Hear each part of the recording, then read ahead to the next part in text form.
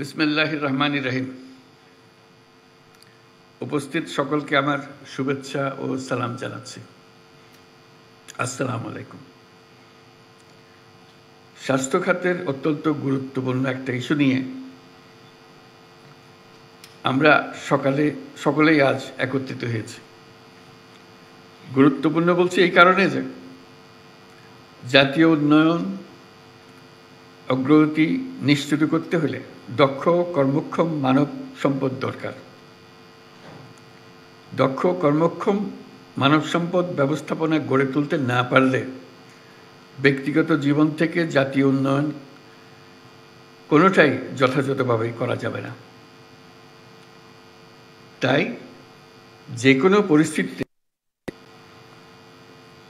কোনো পরিস্থিতি হোক না কেন এবং যত চ্যালেঞ্জিং থাকুক না কেন, আমাদেরকে সুস্থ সবল প্রজন্ম গড়ে তুলতেই হবে। এই জন্য সরকারি বেসরকারি সুশীল সমাজ জাতীয় ও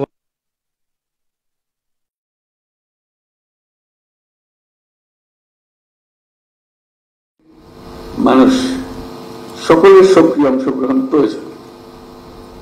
কেবল পারস্পরিক অংশীদারিত্বের মাধ্যমে এটা সম্ভব। আর সেই কারণেই আজকের আয়োজন গুরুত্বপূর্ণ ও তাৎপর্যপূর্ণ, যেহেতু আমরা সবাই একসঙ্গে, সারা সরকার একসঙ্গে বিষয়টির মোকাবেলা করতে চাই। পৃথিবীর প্রায় সব দেশেই অসংক্রামক রোগ দিন দিন বিস্তৃত হচ্ছে। বাংলাদেশের আর্থসামাজিক ভৌগোলিক অবস্থান এবং বিপুল জনগোষ্ঠীর ছোট এলাকায় বসবাসের প্রেক্ষাপটে এই পরিস্থিতি আরও সংকটময়।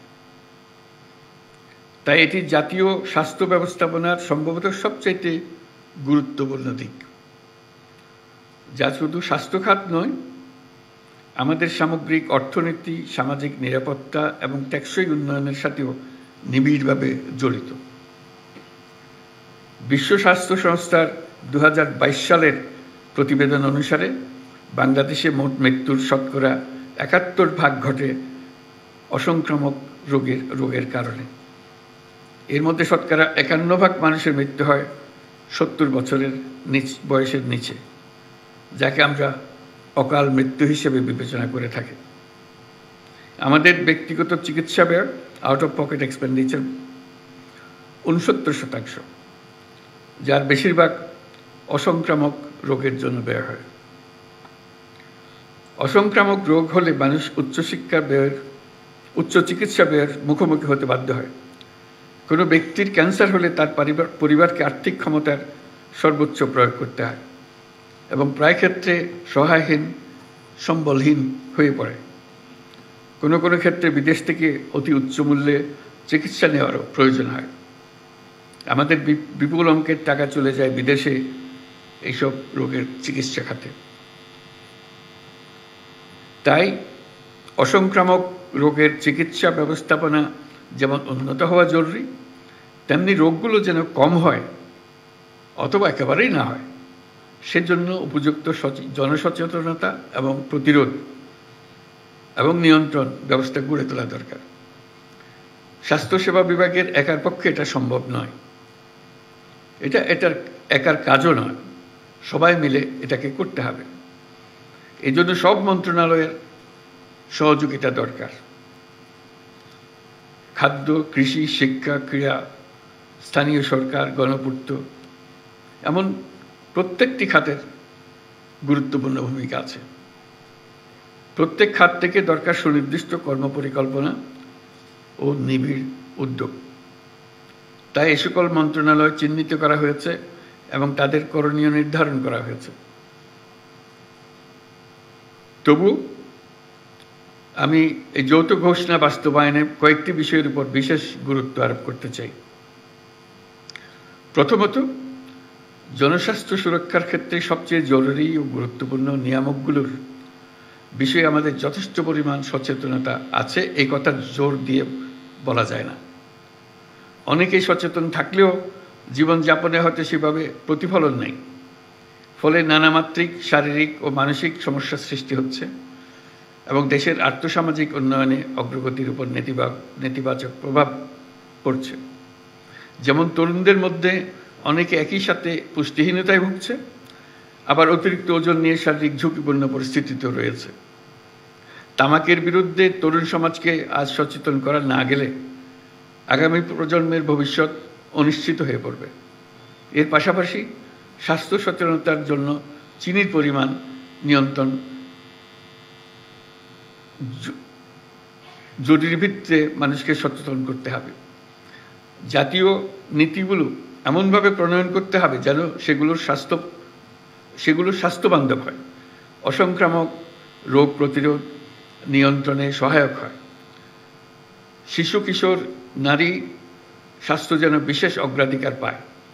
নাগরিক সমাজ ও যুবশক্তি যেন সচেতনতা কার্যক্রমে সক্রিয়ভাবে অংশ নিতে পারে। সুবিস্তৃত জনসচেতনতা ও সকল স্তরে স্বাস্থ্যবান্ধব নীতি কৌশল গ্রহণ করতে পারে অসংক্রামক রোগ প্রতিরোধ ও নিয়ন্ত্রণে বড় হাতিয়ার।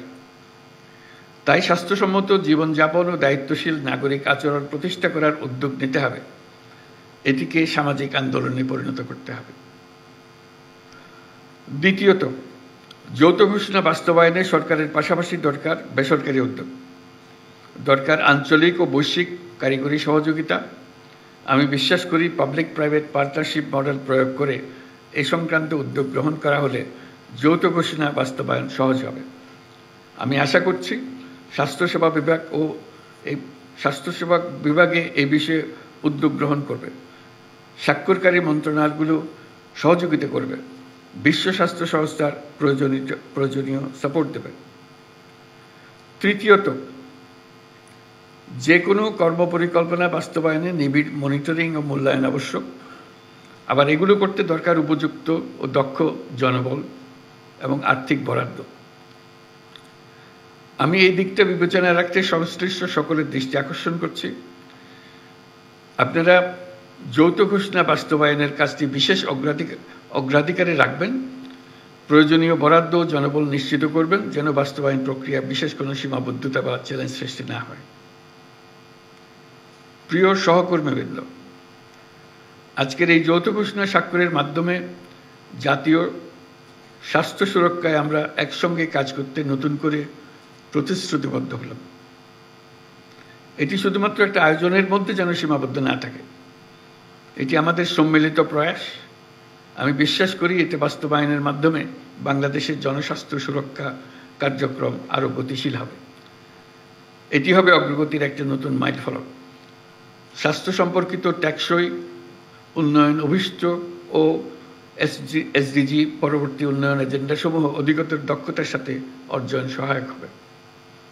বাংলাদেশে স্বাস্থ্য খাতের উন্নয়নে বিশেষ করে 5ই অগাস্ট পরবর্তী পরিস্থিতিতে বিশ্ব স্বাস্থ্য সংস্থা বাংলাদেশ অফিসের সত্যিই প্রশংসনীয় ভূমিকা নিয়েছে। আমি জেনেছি আজকের আয়োজনে তারা গুরুত্বপূর্ণ সহযোগিতা করেছে, এই জন্য আমি তাদের ধন্যবাদ জানাই। বিশ্ব স্বাস্থ্য সংস্থার দক্ষিণ পূর্ব এশিয়ার অঞ্চলের ডাইরেক্টর প্রোগ্রাম ম্যানেজমেন্ট ডক্টর টাকসাফল তামারাংসি কষ্ট করে এই আয়োজনে উপস্থিত হয়েছেন, তাকে আমি বিশেষভাবে ধন্যবাদ জানাচ্ছি। আপনাদের সকলকেই আমার কৃতজ্ঞতা জানাই, ধন্যবাদ জানাই। মহান আল্লাহ তাআলা আমাদের সহায় হন। আল্লাহ হাফেজ।